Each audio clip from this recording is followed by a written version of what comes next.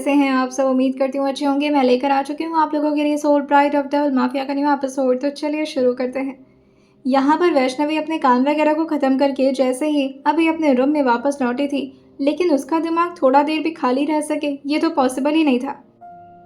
जैसे अभी वो थोड़ा देर शांति से बैठी थी, तभी वो एकदम से उठते हुए कहती है, अरे उन्होंने तो ये भी कहा था कि सबको नीचे जाकर के बता दूं कि मेरे पेट में उनका कोई बच्चा बच्चा, लेकिन ये बात मुझे अभी पता ही कहाँ है। ऐसे कैसे झूठ बोल दूं? वैसे भी शादी की रात तो हो ही गई हमारी। और ये बोलते हुए वो जल्दी से अभी बाहर की तरफ जाने तो वाली थी, लेकिन तभी उसके दिमाग में अद्विति की कही हुई बात याद आती है कि वो तो चेक भी कर सकती है कि उसके पेट में बच्चा है या नहीं। ना जाने कौन सा किट था वो, जिसके बारे में अभी वो अपने दिमाग में लगातार अपने जोर डाले हुए उंगली से टैप करते हुए नीचे की तरफ जा पाती। उससे पहले ही जाकर के वो मुदित से टकरा गई थी, लेकिन मुदित तुरंत ही पीछे होते हुए अपने चेहरे को नीचे झुकाते हुए कहते हैं, सॉरी सॉरी चाची। मुदित की उम्र लगभग 23 से 24 साल की थी और वो बायोलॉजी के बहुत ही मशहूर प्रोफेसर थे अपने कॉलेज में। लेकिन अभी भी वो किसी सोच में डूबी हुई थी, जिससे मुदित थोड़ा क्यूरियस होते हुए पूछते हैं, आर यू ओके? कोई बात है क्या? तभी वैष्णवी जो अपने चेहरे को हाँ मिलाते हुए कहती है, हाँ बात तो है, लेकिन समझ में नहीं आ रहा। आपको पता है क्या कोई कोई किट आता है जिससे हम पता कर सकते हैं कि हमारे पेट में बच्चा है या नहीं? हमारे पेट में का क्या मतलब है? औरतों के पेट में होते हैं ना बच्चे। तो ये सुनती वैष्णवी कहती है, हाँ तो आपको क्या लग रहा है मैं किसी मर्द के पेट की बात कर रही हूँ? वही पूछना था। किसी के अगर पेट में बच्चा हो तो पता लगाया जा सकता है कोई किट से। ये बात थोड़ी सी ऑकवर्ड तो थी मदद करे, लेकिन फिर भी वो अपने चेहरे को हाँ मिलाते हुए अपने चेहरे को नीचे झुकाए हुए कहते हैं, हाँ हाँ चाची पता लगा सकते हैं। तभी वैष्णवी कहती है, हाँ तो फिर ठीक है, एक लेकर आइएगा। ये सुनते ही मुदित एकदम से अपने चेहरे को फिर से हाँ में तो हिला दिए थे, लेकिन जल्दी जल्दी वो नीचे की तरफ भाग गए थे, क्योंकि अगर वो वैष्णवी के सामने खड़े रहते तो न जाने उनके दिमाग में क्या उटपटांग बातें चलने लगती। और फिर वो धीरे से कहते हैं, चाचू स्पीड क्या है आपकी? अभी तो 10-15 दिन ही हुए शादी को, इतनी जल्दी? आपसे बहुत कुछ सीखना पड़ेगा अभी मुझे। वहीं दूसरी तरफ वेदांत जी, जो कि अभी तो अपनी आंखें बंद किए हुए थोड़ा देर नैप ले रहे थे, लेकिन अचानक ही वो एकदम से उठ गए थे हड़बड़ाते हुए और जल्दी से शर्ट उतारते कि वो बाथरूम में जाकर के शावर ले ले। अपनी बीवी के सामने वो आज शर्ट नहीं उतारते, क्योंकि आज अगर वो गलती से भी अपने कपड़े उतारते और उनकी बीवी उनके पीछे बने हुए निशान को देख लेती, जो कि काफ़ी ज़्यादा गहरा जख्म था, तो इशिता बहुत ज़्यादा परेशान हो जाती। और वेदांत अपने ईशु को परेशान कैसे देख सकते थे? वो जल्दी से अभी शर्ट उतारते हुए अभी एक जोर की अंगड़ाई भरते हुए जैसे शावर लेने जा ही रहते, लेकिन तब तक अनफॉर्चुनेटली एक हाथ में हैंडबैग पकड़े दूसरे हाथ में फ़ोन पकड़े हुए इशिता कमरे के अंदर आती है और उसके चेहरे पर हल्के हल्के स्माइल थी, वैष्णवी के बारे में सोच करके कि आखिर वो लड़की कितनी बच्ची सी और कितनी मासूम सी है और कितनी क्यूट भी है। और उसकी नज़रों से तो इशिता को साफ समझ में आ गया था कि वो कितना ज़्यादा जेलस हो रही है। पहली बार इशिता इस घर के कमरे में दाखिल हुई थी और वो भी अपने चेहरे पर इतनी प्यारी स्माइल लिए। विधान जी तो भूल ही गए थे कि उन्हें शावर लेने जाना है, और गलती से भी उनकी बीवी ने उनके चोट को देख लिया तो न जाने उन्हें कितनी डांट पड़ेगी। लेकिन अभी तो उनके चेहरे के स्माइल पर विधान जी थोड़ा देर तो ऐसे ही चुपचाप स्टैचू बने रह जाते हैं। कितने वक्त बाद जाकर के इशिता की इतनी प्यारी सी स्माइल उनके चेहरे पर देखने को नजर आई थी। फाइनली जैसे अभी वेदांत होश में आते और जा पाते यहाँ से, लेकिन तब तक इशिता उनकी तरफ अपने चेहरे को मोड़ करके अभी जैसे ही देखी थी, वेदांत तुरंत ही अपने हाथों से अपने आप को ऐसे ढकने लगे थे जैसे कि अगर गलती से भी इशिता उन्हें देख ली तो उनकी इज्जत ही लूट लेगी। इशिता को ये थोड़ा सा सस्पिशियस लगा था।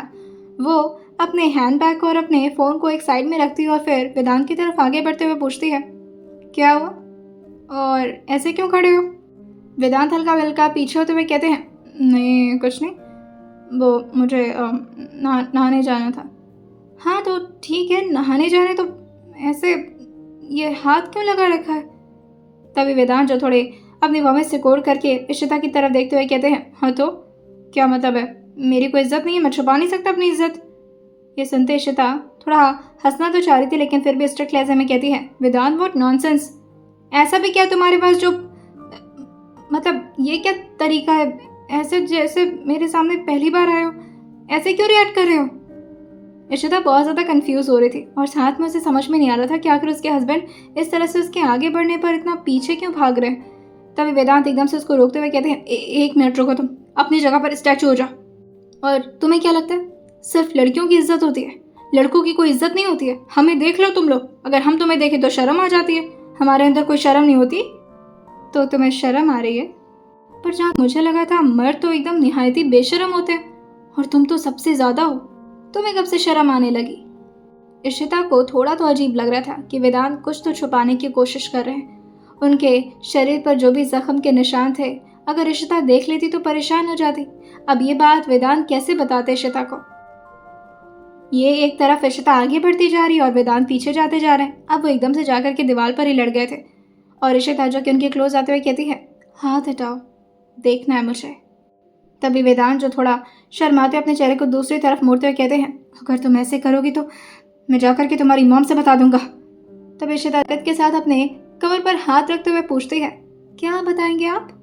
नहीं मतलब मैं जानना चाहती हूँ, आप मेरी माँ को जाकर क्या बताएंगे? वेदांत जो अपने चेहरे को उसकी तरफ मोड़ते और फिर से अपने चेहरे को दूसरी तरफ घुमाते हुए कहते हैं, जाकर बता दूंगा कि आपकी बेटी की गंदी नीयत है मुझ पर। ऐसे वैसे तरीके से देखती और अपनी आंखों में लस्ट लिए हुए मेरी तरफ ऐसे आगे बढ़ी जैसे कि मुझे। तभी इस बात पर धीरे से इशिता उनके मुंह पर हाथ रखते हुए कहती हैं, अब ज्यादा हो रहा है तुम्हारा, हाथ हटाओ, बेवकूफ़ नहीं हूँ मैं।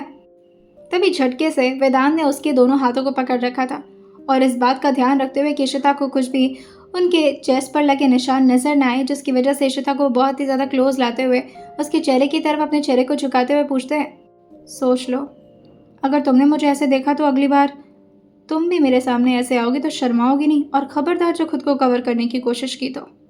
इशिता का मुंह तो एकदम से खुला का खुला रह गया था। वो अपने चेहरे को उठा करके इस आदमी की तरफ जैसे ही देख रही थी, उसे एकदम से अपने चेहरे को नीचे झुकाने का मन कर गया था, क्योंकि वो तो अब उनकी आंखों से आंखें मिलाकर यानी कि अपनी आई कांटेक्ट करके देख ही नहीं सकती थी इस आदमी को। कितनी गंदी बात जो किए थे, वो तुरंत ही अभी नीचे झुका पाती अपने चेहरे को, लेकिन तब तक फिर से वेदांत उसकी गर्दन पर धीरे से हाथ रखते हुए अब उसको दीवार पर टिकाते हुए कहते हैं, बताओ, कोई दिक्कत तो नहीं होगी ना तुम्हें? तो एक काम करो, चलो काम करते हैं, साथ में शावर लेते हैं, चलो उतारो ये कोट उतारो और शर्ट भी उतारो। ये सुनते ही वो अब एकदम से अपने कोट पर हाथ रखते हुए कहती है, पागल हो गए हो क्या? जाओ जाकर शावर लो, और तुम्हें हॉस्पिटल भी जाना है, इमरजेंसी केस आने वाला है। ये सुनते ही वेदांत हंसते हुए कहते हैं, तुम्हें बहुत पता है कौन सा इमरजेंसी केसेस आने वाले? मैं तो कहता हूँ ना, आज वैसे भी हमने ऑफिस से छुट्टी ले रखी है, आज तो साथ में ही शावर लेंगे। अब घबराने की बार इशिता की थी। वो धीरे धीरे पीछे होते हुए कहती है, नहीं वेद, लेकिन पीछे जाने की तो जगह ही नहीं थी, यहाँ तो सिर्फ दीवार था। अरे क्या हुआ इशिता को? इशिता जी तो कभी किसी से नहीं घबराती, फिर इतना कांप क्यों रहे इनके होंठ? वेदा, मैं मजाक नहीं कर रही हूँ, दूर जाओ मुझसे, पागल हो गए हो क्या? ऐसे थोड़ी ना होता है। तभी इस बात पर वेदांत धीरे से कहते हैं, ऐसा ही होता है। अगर तुम्हें विश्वास नहीं तो जाकर के पूछ लो अपनी सासू माँ से, उन्होंने भी तो मुझे ऐसे वैसे हरकतें करके ही पैदा किया ना, तो सारे हस्बैंड वाइफ के बीच में ऐसा ही होता है, और अब तो हम भी हस्बैंड वाइफ हैं तो ऐसा हमारे बीच भी तो होगा ही ना, चलो उतारो। तभी इशिता अपनी आंखें बंद करते कहती है, अच्छा जाओ शावर लो प्लीज़, मुझे काम है। और ये बोलकर वो झटके से वेदांत को अपने आप से दूर करते हुए यहाँ से भाग निकली थी बाहर की तरफ। इशिता भागते भागते अब जैसे ही हॉल एरिया में पहुंची थी, तभी उसकी मम्मा उसकी हालत को देख करके तुरंत ही उसके सामने जाते हुए कहती हैं, क्या हुआ इशिता? क्या हुआ बेटा, परेशान हो? उसके चेहरे की तरफ देख करके ऐसा ही कुछ लग रहा था, लेकिन इशिता अपने चेहरे को दूसरी तरफ घुमा करके हल्का हल्का ब्लश करते हुए कहती है, नहीं तो मैं क्यों परेशान होंगी, मैं तो मैं आती हूँ, मुझे थोड़ी देर बाहर जाना है, हवा चाहिए। और ये बोलकर वो जल्दी से गार्डन एरिया में जाकर के चुपचाप शांति से एक पेड़ के नीचे बैठ चुकी थी और अपने कोट को निकाल करके अपने शर्ट के स्लीव्स वगैरह को ऊपर की तरफ फोल्ड करती है और ऊपर के एक दो बटन को खोलते हुए अब आराम से बैठ चुकी थी, पेड़ों की छांव लेते हुए अपनी आंखों को धीरे से बंद करके। कई बार ऐसा होता था जब इशिता का दिल रोने का तो बहुत कोशिश करता था, लेकिन फिर भी उसकी आंखों से आंसू गिर ही नहीं पाते थे। फिलहाल कुछ ऐसा ही हो रहा था उसके साथ। आखिर क्यों नहीं है वो नॉर्मल? क्यों नहीं रहती वो बाकी लड़कियों की तरह? क्यों नहीं उसे भरोसा प्यार मोहब्बत पर? लेकिन इसमें बेचारी इशिता की कोई गलती नहीं थी। बचपन से जो माहौल उसे देखने को मिला था अपने माँ पापा के बीच, उसके बाद उसे प्यार पर कैसे भरोसा होता? प्यार के नाम से जैसे उसके दिल में अजीब सा खौफ दौड़ जाता हो और वो बहुत ज़्यादा बेचैन हो रही थी। तभी वेदांत जो अपने शावर वगैरह के प्रोसेस को कंप्लीट करते हुए जैसे अभी हाफ टी शर्ट पहन करके बालकनी एरिया में गए थे अभी किसी से बात करने के लिए, लेकिन तब तक उनकी बीवी इस तरह से उन्हें नजर आई थी। अपने चेहरे को बेंच के बैक सीट पर टिकाए हुए वो हल्का हल्का ऊपर की तरफ देख रही थी। कभी अपनी आंखों को बंद कर लेती तो कभी फिर से पेड़ों को इसी तरह से झूमता हुआ देखती। थोड़ी देर में वेदांत भी उसके बगल में आकर के शांति से खड़े हो गए थे और तभी पीछे से जाकर के प्यार से उसके कंधे पर अपने हाथ को धीरे धीरे मसाज देते हुए कहते हैं, क्या हुआ? सॉरी अगर मैंने बदतमीजी कर दी तो। इशिता को किसी के भी सामने सैड होना या फिर रोना धोना पसंद नहीं था। उसे बहुत ही नफरत थी अगर कोई उसे सिंपैथी दे तो। वो तुरंत ही अपने पोस्टर वगैरह को ठीक करती और वेदांत के हाथ को अपने कंधे से हटाते हुए कहती है, कुछ नहीं, वो मैं कुछ सोच रही थी। वैसे जहाँ तक मुझे लग रहा है किसी ना किसी स्पाई को तो भेजना पड़ेगा, लेकिन पता तो चलना चाहिए ना कि इन लोगों का अड्डा कौन सा है, कहाँ से आज सारी लड़कियों के। तभी बीच में वेदांत उसके ठीक बगल में आकर के बैठते हुए प्यार से उसके चेहरे पर अपना हाथ सहलाते हुए कहते हैं, मुझसे झूठ मत बोलो, मुझे पता है इस बारे में नहीं सोच रही थी। वैसे तुम्हें एक बात बताना चाह रहा था मैं। I mean according to like मैं डॉक्टर हूँ और तुम्हें पता है कि मुझे मेडिकल सेक्टर के बारे में कितना आइडिया है, तो मैं ये कहना चाह रहा था कि लाइक अगर स्ट्रेस ज़्यादा हो तो तुम्हें पता है क्या करना चाहिए। तब इशिता इस बात पर चेहरे को ना मिलाते हुए कहती है, नहीं मुझे नहीं पता क्या करना चाहिए। फ़िलहाल तो मुझे लगता है कि मुझे अभी काम कर लेना चाहिए, वरना मेरा स्ट्रेस और ज़्यादा बढ़ जाएगा, क्योंकि काम बहुत ज़्यादा है और मुझे किसी भी हालत में उसे कंप्लीट करना होगा, वरना कल अगर एडी सर के ऑफिस में जाएंगे तो यू नो ना, उन्हें इनकम्प्लीट वर्क बिल्कुल भी नहीं पसंद। जैसे ही बोलकर के अभी इशिता खड़ी हुई थी तब तक वेदांत उसके कलाई को पकड़ते हुए कहते हैं, ये क्या बात हुई? और शादी हुई है हमारी, कम से कम एक दिन की तो छुट्टी मिले हमें। और एक मिनट, ये एडी एडी एडी क्या लगाए रखती हो तुम हमेशा? और ये बोलते हुए उसके सामने खड़े होते हुए कहते हैं, इसके अलावा कोई और नाम नहीं आता तुम्हारी ज़ुबान पर, जैसे वेदांत, वेदा, हस्बैंड, स्वीट हार्ट, ऐसा भी कुछ बोल लिया करो कभी। तभी इशिता अपना हाथ छुड़ाते हुए कहती है, वेदा काम करना है हमें, वो भी बहुत सारा। और एक काम करो, फ़ोन करके 5 से वो फाइल मंगवा लो, मैं देखती हूँ उसे। और ये बोलकर वो अंदर की तरफ जाने लगी थी। तभी पीछे से वेदा आते आते उसकी कमर पर हाथ रखते हुए कहते हैं, चलो।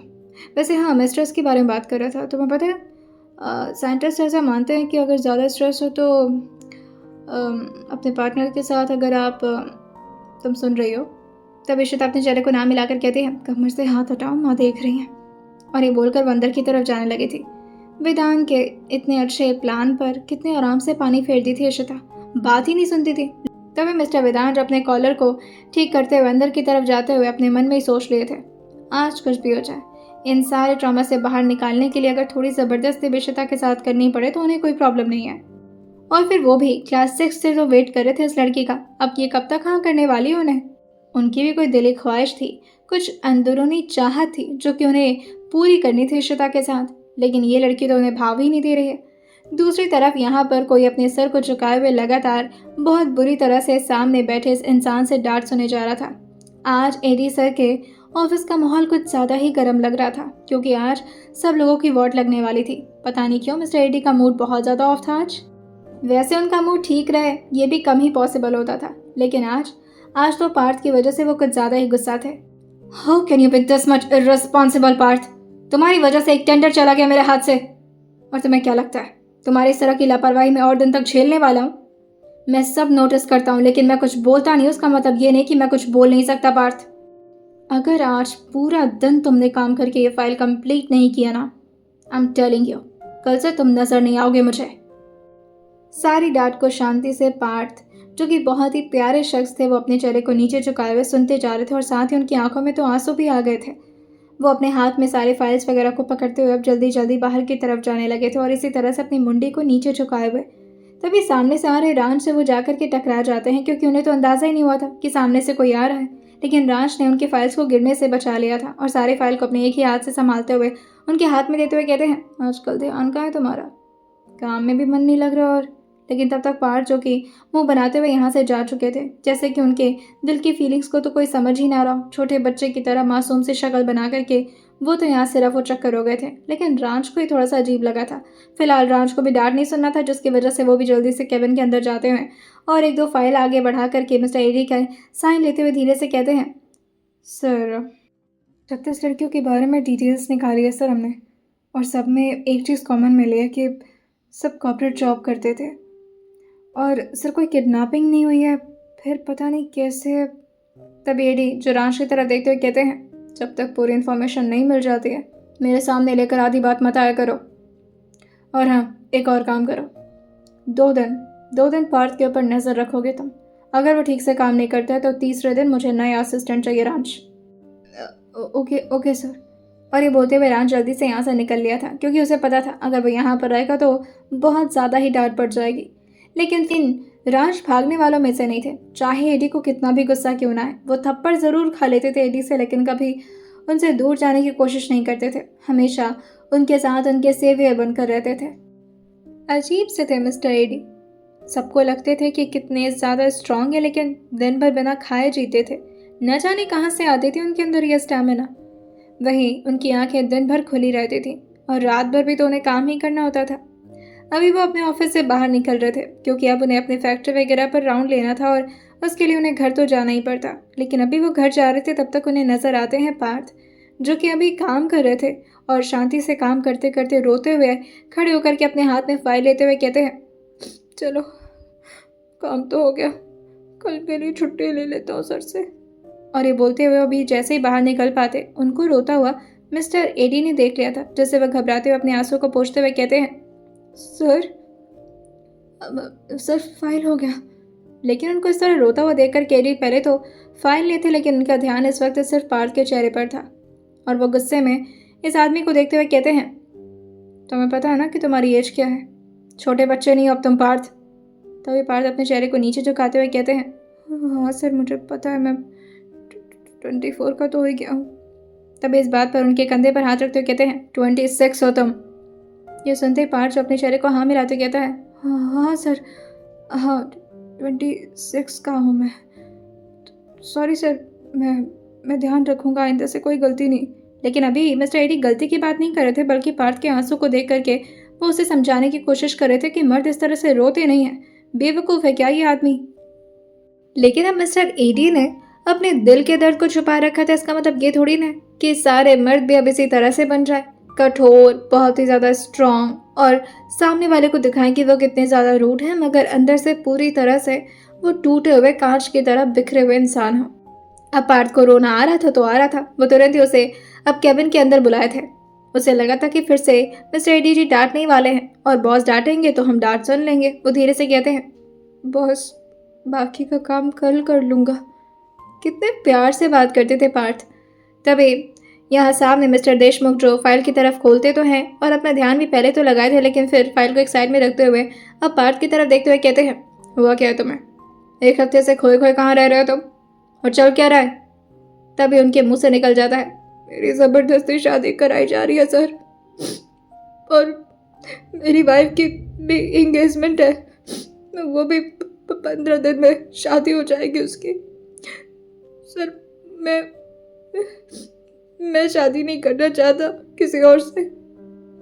वो इस तरह से रोते रोते जिस तरह से मिस्टर देशमुख के सामने बात कर रहे थे, यहाँ तो एडीजी का दिल ही पिघल गया था। लेकिन फिर वो अपने आप को संभालते हुए कहते हैं, व्हाट डू यू मीन भाई, तुम्हारी शादी कैसे? तो तुम जा करके बात करो ना उसके बाप से। सर बात नहीं कर सकता, वो बहुत ज़्यादा खड़ूस लोग हैं और उनको लगता है कि मैं उनके बेटे को खुश नहीं रख सकता हूँ, क्योंकि मेरी हैसियत उतनी नहीं है, इसीलिए सर उसकी शादी करा दे रहे। सर वो क्रश से मेरी उसकी शादी हो जाएगी तो मैं। और ये बोलते हुए वो फिर से रोने लगे थे। मिस्टर एडी जो जाकर के पार्थ के कंधे पर जैसे भी हाथ रखे थे वो तो डर गया था कि कहीं मार तो नहीं खाने वाला है। वो हल्का सा भी पीछे हो पाता, लेकिन तब तक एडी उनके कंधे पर जोर से हाथ दबाते हुए कहते हैं, यहीं पर खड़े रहो और ध्यान से सुनो, अब तुम ड्रिंक नहीं करोगे और इसके लिए मैं कुछ करता हूँ, निकलो अभी यहाँ से। और ये बोलकर वो उन्हें घर भेज चुके थे। एडी जी के दिमाग में अब ये बात भी आ चुकी थी, सबकी जिम्मेदारी उन्हीं तो निभानी होती थी। जैसे ही अभी वो देशमुख मेंशन के अंदर आए थे, तभी यहाँ से मुदित, जो कि अभी उन्हीं के कमरे में जाने का सोच रहा था, लेकिन कैसे, अच्छा थोड़ी ना लगता। जैसे ही उसके चाचू नजर आए थे, मुदित जाकर के उनके सामने खड़े होते हुए कहता है, चाचू ये और वो अपने हाथ में जो डब्बा भी लिया हुआ था वो पूरी तरह से पेपर से रैप था ताकि कोई देख ना ले। क्या था उसमें? वो उसे जैसे ही घूरे थे, मुझे धीरे से कहता है, मैंने कुछ नहीं किया, वो सुबह चाची ने मंगवाया था, आप उन्हें दे देना, मैं चलता हूँ। और ये बोलकर वो अपने कमरे में जल्दी से भाग गया था। ये कौन सा सामान मंगवाने लगे अब? जैसे अभी वो पेपर को खोलते, लेकिन फिर उन्हें क्या मतलब है वो लड़की चाहे कुछ भी मंगवाए। वो ले जा करके उसे टेबल पर रख दिए थे और तभी आवाज़ लगाते हुए कहते हैं, ये जो भी तुमने मंगवाया था मुझे से ले लेना। और ये बोल करके वो थोड़ा देर बाथरूम में जाते हैं, तैयार वगैरह होते हैं और थोड़ी देर बाद फिर से निकल गए थे बाहर। लेकिन उसे चेक कैसे करना होता है इसके बारे में तो वैष्णवी को कोई अंदाजा नहीं था। जैसे तैसे करके अपना दिमाग लगाते हुए फाइनली अब उसने चेक तो कर लिया था, लेकिन उसे ये तो पता ही नहीं था कि पॉजिटिव और निगेटिव रिजल्ट दोनों आते हैं। बस उसने लाइन वाला शब्द सुना था अद्वितीय के मुँह से, तो उसे लगा था कि हाँ, अगर गलती से लाइन बन गई तो इसका मतलब कि पेट में बाबू तो है। अब तो उसने लाइन भी देख लिया था और वो बाहर आकर के उस किट को एक साइड में रखती है और फिर भगवान से प्रार्थना करते हुए कहती है, मतलब मेरे पेट में बाबू है। और ये कह रहे थे कि बोल देना सबसे कि मेरे पेट में तो कोई बाबू ही नहीं है। शादी की रात जब हो गई है तो बेबी तो आएगा ही, ये तो उस लड़की ने भी बोला था ना। अब तो कल सबको जाकर के बता दूंगी और अब से ज़्यादा काम नहीं करूंगी, वरना मेरी बेबी को दिक्कत होगी ना। और ये बोलते हुए अपने प्यार से पेट पर हाथ सहलाए जा रही थी। आज तो वो ठीक से सोती भी नहीं, क्योंकि काउच पर सोना था उसे। अगर गलती से भी वो इधर उधर करवट लेती और वो गिर जाती तो उसके हिसाब से उसके बाबू को कुछ हो जाता, जिसकी वजह से आज वो पूरी रात इसी तरह से अपनी आंखें खोल करके शांति से बैठी हुई थी। सुबह के अभी 4:30 बजे थे जब एडीजी फाइनली कमरे में वापस लौटे थे। शर्ट पर हल्के हल्के खून के धब्बे, जो कि वो अक्सर देखती थी। आखिर ऐसा क्या करते हैं ये, जो हमेशा सफ़ेद कपड़े पर कोई ना कोई धब्बा लग ही जाता है। जिससे वो थोड़ा घबराते हुए अभी दूसरी तरफ देख पाती, उससे पहले ही आवाज़ आती है, सोए नहीं तुम? अगर सोना नहीं होता तो बैठ करके कोई काम किया करो, रात भर ऐसे उल्लू की तरह बैठी रहती हो। तभी धीरे से वैष्णवी कहती है, मैं अपने बाबू का ध्यान रख रही थी, उल्लुओं की तरह बैठी नहीं थी। जैसे ही एडी ने यह सुना था, उसके मुंह से बाबू, वो उसके ठीक सामने पहुंचे थे और उसको तुरंत ही गुस्से में खड़ा करते हुए कहते हैं, तुम्हारा दिमाग खराब हो गया है क्या, या फिर दिमाग है ही नहीं तुम्हारे अंदर? सच बताओ, तुमने फिर से कोई कांड किया? किसी से कुछ कहा तुमने? तभी वैष्णवी अपना हाथ छुड़ाते हुए कहती है, ऐसे मत डांटिए, बाबू को दिक्कत होगी। अब आपकी डांट मैं तो सुन लेती हूँ, लेकिन छोटा बेबी है वो। ये सुनते एडी जो अपने चेहरे को फ्रस्ट्रेशन में लाते कहते हैं, आई कांट बिलीव दिस, मेरा ना दिमाग खराब हो रहा है अब। तभी वैष्णवी ले जा करके किट उनके ठीक सामने दिखाते कहती है, ये देखिए देखिए, इसमें लाइन भी बन गई है। अब तो समझ लीजिए कि बेबी है मेरे पेट में और प्यारा सा बाबू होगा, जिसकी वजह से अगर आप चिल्लाएंगे तो वो डर जाएगा। इसलिए इस तरह से मुझे उसके सामने डांटा मत करिए, वरना बाहर निकलेगा तो जान ही लीजिएगा। ये बात उसने मन में ही कह दी थी, लेकिन फिर भी वो काफ़ी तेज तेज मन में बातें करती थी कि सामने वाले को भी सुनाई दे जाए। पहले तो उसके किट को लेकर के जोर से नीचे की तरफ पटकते हुए जोर से उस पर अपने पैर से मारे थे मिस्टर एडी, और जोर से चिल्लाई फ्रस्ट्रेशन में अपनी मुट्ठी कस के बांधते हुए कहते हैं, तुम मिस्टर एडी को ना अभी जानती नहीं हो, और जिस दिन जान गई ना उनके सामने बोलने की हिम्मत नहीं करोगी तुम। जा पाते तब तक वो कुछ प्लान करते हुए कहते हैं, और हाँ, आज रेडी रहना, दोपहर में तुम्हारे घर चलना है, तुम्हारे बाप से मिलना है मुझे। ऐसा भी क्या खाकर पैदा किया था तुम्हें, जो तुम्हारी जैसी पागल औलाद मिल गई उनको। वैष्णवी को थोड़ा गुस्सा आ गया था। हर बात तो वो सह जाती थी, लेकिन उसके बेबी के बारे में इस तरह से कैसे बात कर सकते हैं मिस्टर एडी। और तभी वो थोड़ी तेज आवाज में कहती है, मेरे बाबू के सामने मत डांटा करिए, आपको समझ। लेकिन तभी अब वो और ज़्यादा गुस्सा ना कंट्रोल करते हुए उसके बाजू को जोर से जाकर पकड़ते हुए उसे बहुत ही ज़्यादा करीब खींच लिए थे, जिससे वैष्णवी को थोड़ा सा दिक्कत सा हो रहा था कि आखिर ये बात बात में रोमांटिक क्यों हो गए। अभी तो डांटने वाले थे, गुस्से में इतना करीब क्यों खींच लिया उसको। वो ले जाकर के जोर से उसे दीवार पर लड़ाते हुए उसके चेहरे पर अपने हाथ को कसते हुए कहते हैं, बेबी ऐसे नहीं होता है, बहुत मेहनत करनी पड़ती है उसके लिए। दिन भर काम तो करती रहती हूँ और कितना मेहनत करूँ। तुम वो वाली मेहनत नहीं होती है, ये दूसरे टाइप की मेहनत होती है, और इसमें पति लोगों को ज़्यादा मेहनत करनी पड़ती है, जो कि मुझे बिल्कुल भी नहीं करना है। Now just close this topic. हाँ, और आइंदा से तुम्हारे मुंह से ये निकला भी तो आप क्यों नहीं करते मेहनत? आप इतने आलसी क्यों हैं? क्या? हाँ, आप ही ने कहा ना कि पति लोगों को इसमें ज़्यादा मेहनत करनी पड़ती है ताकि बेबी आए पेटों में, तो आप क्यों नहीं करते मेहनत? आपको मेहनत से डर क्यों लगता है? सिर्फ सबको डांटते रहते हैं, खुद तो कोई काम करना नहीं होता है। तो तुम चाहती हो कि मैं मेहनत करूं? ये सुनते वैष्णवी कहती है, हाँ, करना तो पड़ेगा ही। मिस्टर इस लड़की से आर्ग्यूमेंट करने से बेहतर यही होगा उनके लिए कि वो यहाँ से निकल जाए, क्योंकि अगर ये लड़की के सामने थोड़ा देर वो और रहे ना तो उसी के जैसा दिमाग हो जाएगा इनका भी, पागल। वो तुरंत यहाँ जैसे ही वापस लौटे थे, बाल सुखाते हुए देखते हैं कि अभी भी वैष्णवी इसी तरह से बैठ के एक कोने पर जाकर के नीचे बैठी हुई अपने सर को टिकाए हुए शांति से कुछ सोचे जा रही थी। फिर से उसको इस तरह नहीं, अगर यह फिर से उसके दिमाग को खाली रखे तो ये लड़की पता नहीं और क्या क्या सोचेगी और न जाने किससे और क्या क्या बोल देगी। तभी वो तुरंत ही कहते हैं, सोना नहीं है तुम्हें। वो कोई केयर में नहीं बोले थे, बल्कि डर रहे थे वैष्णवी के दिमाग से। वैष्णवी धीरे से अपना चेहरा उठाकर उनकी तरफ देखते हुए कहती है, अगर मैं सोई तो काउच से नीचे गिर जाऊंगी। काउच से नीचे गिरी तो बाबू को चोट लग जाएगी ना। बाबू नहीं है तुम्हारे पेट में वैष्णवी, एक काम करो तुम बेड पर सो जाओ। जैसे वैष्णवी ने सुना था, अपने चेहरे को ना मिलाते हुए कहती है, नहीं आप डांटेंगे, मुझे रहने दीजिए। तभी उसका हाथ जोर से वो पकड़ते हुए उसे उठाते हुए कहते हैं, मैंने कहा ना बेड पर सो जाओ, क्योंकि अगर तुम जगी रहोगी और खाली दिमाग के साथ रहोगी ना तो पता नहीं क्या क्या सोचोगी। और वो उसको बेड पर खुद ही ले जाकर के बैठा चुके थे झटके से, और धीरे से कहते हैं, अब क्या पैर उठाकर भी तुम्हारे बेड पर रखूं, सो जाओ। वो चुपचाप जाकर के अब अपने आप को पूरी तरह से बेड पर लीन कर चुकी थी और अपना एक करवट बदलते हुए यहाँ मिस्टर एडी को तैयार होते हुए लगातार घूरे जा रही थी। इसका मतलब मेरे पेट में बाबू नहीं है, क्योंकि इन्होंने मेहनत नहीं की। लेकिन इन्होंने मेहनत नहीं की, इसकी वजह से मेरे पेट में बाबू नहीं है। मुझे इसके बारे में पता लगाना होगा।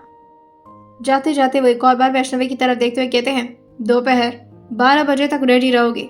हम 12:30 बजे तक तुम्हारे घर निकलेंगे।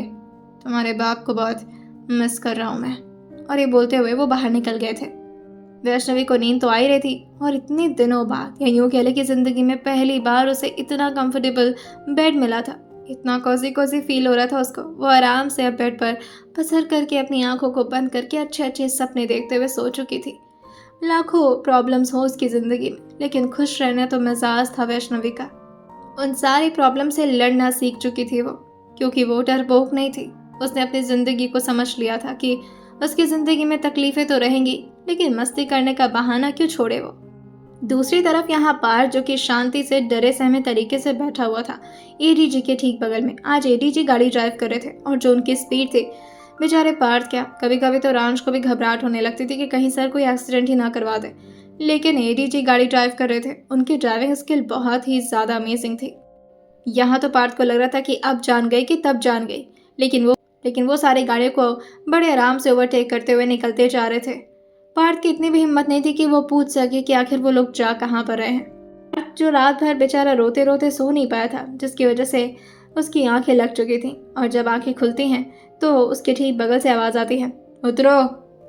पार्थ जल्दी जल्दी घबराते हुए बाहर की तरफ निकला था। उसे लगा था कि शायद वो किसी कॉन्ट्रैक्टर से मिलने जा रहे हैं, या फिर किसी डीलर से, या फिर किसी और आदमी से। लेकिन यहाँ पर तो ये वही घर है जो कि, अरे ये तो कोमल का घर है। कोमल का घर है, चलो। लेकिन सर को कैसे पता चला कि ये कोमल का घर है, और सर को कोमल के बारे में कैसे पता चला? रात में शायद वो सब कुछ भूल गया था ड्रिंक करने के बाद, कि आखिर उसने क्या क्या बोला था मिस्टर एडी के सामने, वो भी रोते रोते किसी छोटे बच्चों की तरह। यहाँ अंदर आते हुए मिस्टर एडी, जो कि अभी पार्थ के साथ अंदर तो आ गए थे, लेकिन पार्थ उनको रोकते हुए कहता है, सर जाने दीजिए ना sir, I am so sorry sir, मैंने अगर ऐसा वैसा कुछ बोल दिया सर उसकी शादी होने वाली है सर, गलत हो। लेकिन तभी एडी जो उसकी तरफ मुड़ते हुए कहते हैं, क्या मतलब है तुम्हारा? पार्थ जो डरते हुए कहता है, सर मुझे पता है आपका गुस्सा, सर शादी का माहौल है, आप बंदूक। लेकिन एडी उसके एक भी नहीं सुनते, और अंदर की तरफ फाइनली जैसे वो आए थे, यहाँ पर सारे गेस्ट जो कि एडी को देखते ही अपने अपने चेहरे को नीचे झुका करके उनको ग्रीट करते हैं। और वहीं कोमल जी के पापा जो आकर के हॉल एरिया में उनका स्वागत करते हुए उन्हें अंदर की तरफ लेकर आए थे, और धीरे से कहते हैं, हमारे तो ओ भाग्य आप यहाँ पर। लेकिन परिवार जो बड़े इज्जत के साथ मिस्टर एडी को बैठाए थे। पार्थ तो डरते डरते बगल में खड़ा ही था। तभी कोमल बड़े खुशी खुशी अपने पापा के ठीक बगल में आकर खड़े होते हुए कहती है, पापा हमने कहा था ना, हमें ये वाला ड्रेस नहीं पसंद आया, आपको समझ में नहीं। लेकिन अभी वो तुरंत ही इशारा करते हुए कहते हैं, बेटा अंदर जाइए, अभी आप, हम थोड़ा बात करके आते हैं। कोमल की नज़र जैसे अभी पार्थ पर पड़ी थी, ये तो जाना पहचाना शख्सियत था, लेकिन अब कोमल जैसी खूबसूरत लड़की क्यों देखेगी एवरेज से पार्थ को? वो देखने में तो बड़ा क्यूट सा था, लेकिन फिर भी खानदान में तो एवरेज सा ही था। उतना ज़्यादा हाई फाई क्लास नहीं था उसका। और वहीं कोमल की ज़िंदगी जो कि आलीशान तरीके से बीती थी। मिस्टर एडी जो पार्थ की तरफ एक बार देखे थे और फिर सामने कोमल के पापा की तरफ देखकर धीरे से कहते हैं, एक हफ्ते में आपकी बेटी की एंगेजमेंट है। कोमल के पापा ने अपने सर को हाँ मिला दिया था, लेकिन तभी मिस्टर एडी जो अपने चेहरे को ना मिलाते हुए कहते हैं, ये शादी मत करवाइए, मुझे आपकी बेटी चाहिए। जैसे उन्होंने ये बोला था, कोमल के पापा एकदम से गुस्से में खड़े हो गए थे। वो बात अलग थी कि एडी के सामने ज़्यादा कुछ बोल नहीं सकते थे, लेकिन फिर भी वही पार्थ भी एकदम से हैरान था कि सर ये क्या बोल रहा है। तभी मिस्टर एडी जो उनको बैठने का इशारा करते हुए कहते हैं, रिलैक्स, मुझे पार्थ के लिए वो लड़की पसंद है और मुझे आपकी बेटी की शादी पार्थ से करानी है। मेरा असिस्टेंट है और मैं जानता हूँ, बहुत ही अच्छा है, आपकी बेटी को खुश भी। लेकिन तभी मिस्टर एडी की बात सुनते हुए कोमल के पापा अपना हाथ जोड़ते हुए कहते हैं, हमें माफ़ कर दीजिए, मगर हमसे ये करने के लिए मत कहिए। बच्ची है वो हमारी, और हमें पता है उसकी खुशियों के लिए क्या सही है और क्या गलत। और इसके पास तो अपना खुद का घर तक नहीं है ठीक ठाक। ये हमारी बेटी को क्या प्यार देगा और क्या खुश रखेगा। मैं अपनी बच्ची से बहुत प्यार करता हूँ। मुझे नहीं पता बाकी समाज लोगों का, लेकिन कोई भी बात हो, मैं अपनी बेटी की खुशियों को दाव पर नहीं लगने दूंगा, चाहे इसके लिए आप हमारी जान ही क्यों ना ले लें। तभी मिस्टर एडी जो खड़े होकर के उनके हाथ को नीचे करते हुए कहते हैं, बेटी आपकी है, हम आपके सामने कोई जोर ज़बरदस्ती नहीं कर सकते। आपने अपने 19 साल दिए उस बच्ची को, पूरा हक है आपका उस पर। लेकिन मैं आपसे रिक्वेस्ट करता हूँ, प्लीज़।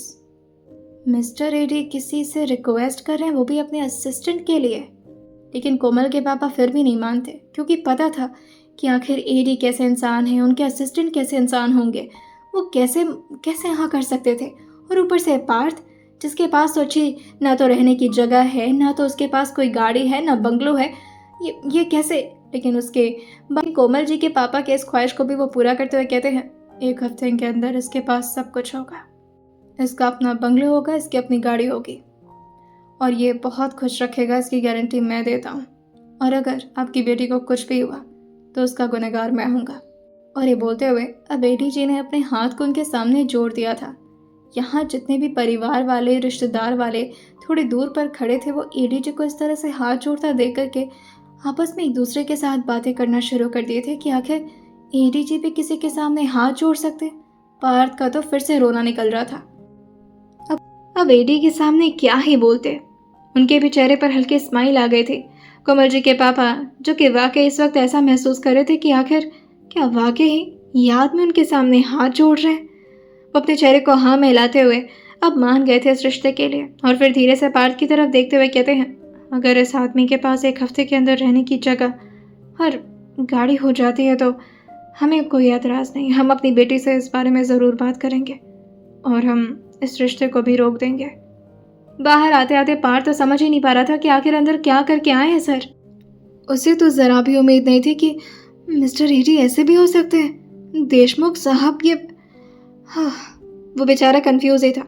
और तभी धीरे से कहता है, सर मेरी वजह से आप उनके सामने हाथ जोड़े, ये मुझे अच्छा नहीं लगा सर। तभी देशमुख साहब जो कि उनकी तरफ मुड़ते हैं और पार्थ को समझाते हुए कहते हैं, तो तुम्हें क्या लगता है मैं गन पॉइंट पर उनकी बेटी उनसे छीनूंगा?